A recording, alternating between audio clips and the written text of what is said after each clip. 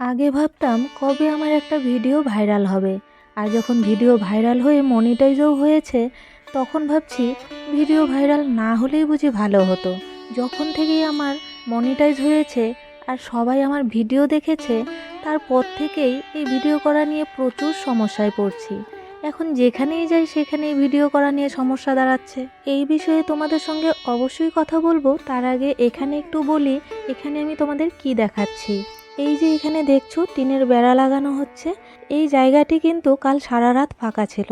ওই পাশের বাড়িতে প্রাচীর তুলছে, তো আমাদেরকে কিছু না বলেই এই টিন খুলে দিয়েছিল। আমি ভেবেছিলাম হয়তো বিকেলের আগে লাগিয়ে দেবে, কিন্তু কালকে আর লাগায়নি। যখন বললাম তখন লোকজন চলে গিয়েছিল, তাই ওভাবেই সারা রাত ছিল। আর জানো তো এই টেনশনে সারা রাত আমি ঘুমোতেই পারিনি।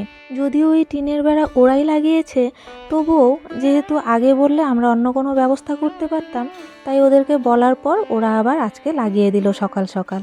দুদিন থেকে শরীর ভীষণ খারাপ, দেখো কালকের সব বাসন এখনও রান্নাঘরে পড়ে আছে।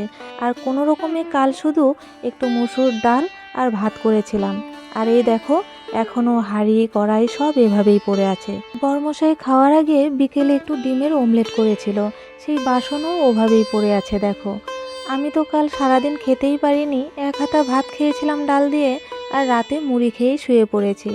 এখন বাজে 12টা, এখনও আমি কিছু খাইনি।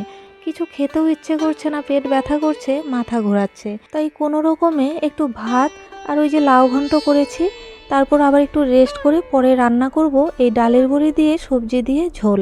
আর কিছু করব না, এতটুকু করেছি শুধুমাত্র মনের জোরে। শুধুমাত্র শরীর খারাপ হলে তবুও চলতো, মনও ভালো নয়। এই কদিন থেকে কেন জানি না ভিডিও নিয়ে এত সমস্যা হচ্ছে, আর ভালো লাগছে না। এদিকে আবার মেয়ের পরীক্ষাও শুরু হয়ে গিয়েছে।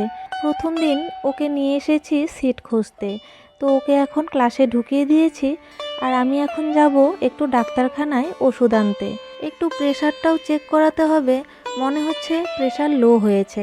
গরমকালে তো এখন সাজনা উঠেছে নতুন নতুন, সেটা খেতেও খুব ভালো লাগে, কিন্তু আমার আবার সেটা সহ্য হয় না, খেলেই না প্রেশার লো হয়ে যায়।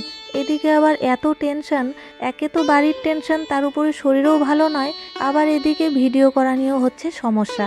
সবাই এখন কেউ না কেউ অবজেকশন করেই যাচ্ছে, এখানে ভিডিও করা যাবে না, এই ভিডিও করা যাবে না, আইনত এগুলো অপরাধ। আমি জানি না এত কিসের আইন, আমি এমন কি আইন ভঙ্গ করলাম আমার ভিডিওতে, আমি সেটাও বুঝতে পারছি না। এখন তো মনে হচ্ছে আমার ভিডিও ভাইরাল না হলেই বুঝি ভালো হতো, তাহলে কেউ আমার ভিডিও দেখতও না আর কোনো অবজেকশনও করতে পারতো না।